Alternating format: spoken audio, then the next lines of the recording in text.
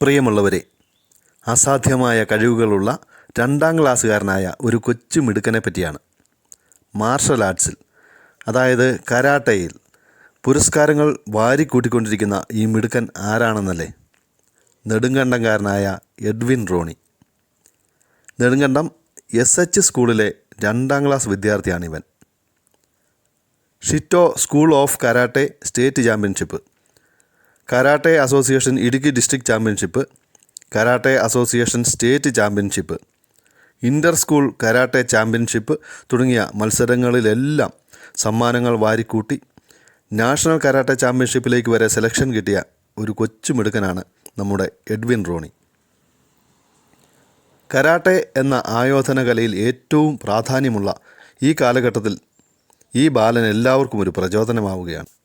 Nedumkandam SH school വിദ്യാർത്ഥിയായ Edwin റോണിക്ക് പരിശീലനം നൽകുന്നത് എഴുകുംവയൽ സ്വദേശിയായ, നിരവധി കരാട്ടെ ക്ലാസ്സുകളിൽ പരിശീലനം നൽകുന്ന, ആയിരക്കണക്കിന് ശിഷ്യന്മാരുള്ള പ്രശസ്തനായ ശ്രീ മാത്യു ജോസഫാണ്.